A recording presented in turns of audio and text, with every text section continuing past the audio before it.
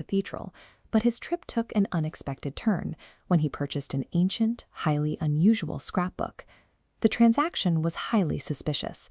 The local sacristan who sold it demanded a meager 250 francs and refused a penny more, constantly glancing over his shoulder like a hunted animal. To seal the deal, the sacristan's daughter desperately pressed a silver crucifix into Dennistown's hands, completely free of charge. That night, Dennistown locked himself in his hotel room to examine his prize. As he admired the pages, a growing sense of profound discomfort crept over him. A shadow fell across his table. Something had bypassed the locked door and was rising to a standing position right behind his chair. It was a mass of coarse, matted black hair, draped over a skeleton-thin body, with muscles like steel wires. Its hands ended in hideously long, curved talons.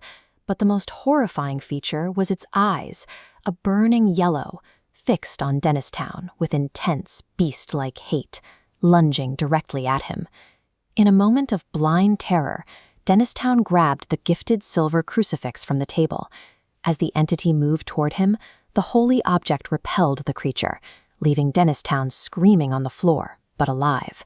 Whatever just happened, it wasn't a random haunting. The attack occurred the very night Dennistown brought the scrapbook to his room, a book sold for an impossibly low price by a man paralyzed with fear. To understand what was in that room with him, we need to look closer at the physical contents of the book itself. The original creator of this scrapbook was Canon Alberic de Molion, a man who held a position of absolute trust within the church at Comminges between 1680 and 1701. Alberic abused that trust. He systematically plundered the very chapter library he was meant to protect, ripping pages from distinct historical texts to build his own personal collection. This illuminated page is one of the priceless items he stole. But look closely. The pristine Latin script and figures of divine reverence sit directly above a monstrous mythical creature, visually foreshadowing the demonic presence Alberic prepared to invite.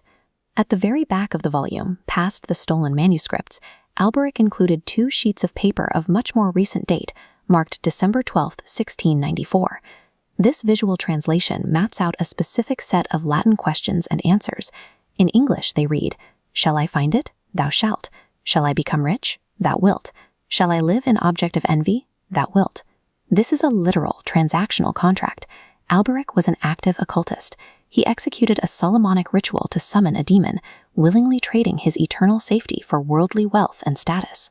The terrifying result of that ritual is documented in the book's final layer. At the very end of the collection sits a sepia-toned drawing depicting King Solomon on his throne, directing a horrific, spider-like demon. Every academic who has examined this illustration comes to the exact same realization.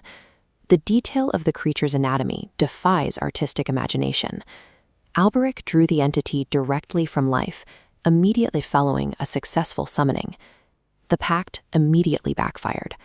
Alberic's diary notes hidden behind the drawing read, "I have sinned and suffered, and have more to suffer yet." He lived in constant torment from 1694 until December 31st, 1701, when he was found dead in his bed of a sudden, unnatural seizure. The entity did not disappear when Alberic died. Because it was bound to the physical book, the creature passed down through his descendants, haunting whoever inherited the artifact. For generations, the creature stalked Alberic's bloodline. This explains the modern-day sacristan's hunched, terrified posture and his daughter's desperate urge to give away a protective crucifix to a total stranger. The 250 franc purchase price was a calculated act of self-preservation. The sacristan deliberately sold the scrapbook to offload his family's generational curse onto a disposable foreign tourist. The morning after the attack, a shaken Denniston confronted the sacristan at the hotel.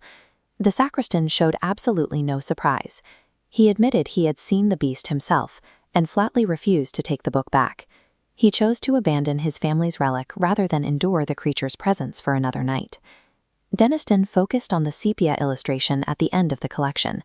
If the drawing was a record of the summoning, it served as the physical tether for the entity. To preserve the academic record, Denniston photographed the drawing. Then he set the original parchment alight, letting the ink and paper dissolve completely into ash. Destroying the illustration severed the demon's connection to our plane. The haunting stopped immediately, leaving the rest of the scrapbook as a safe, inanimate collection of medieval texts. Today, Canon Alberic's scrapbook sits securely in the Wentworth Collection at Cambridge, where academics study its pages without fear of an ambush in the dark. Historical artifacts carry the literal weight of their creator's actions. Alberic traded his peace for ambition, and the artifact he left behind forced his descendants to pay his monstrous price.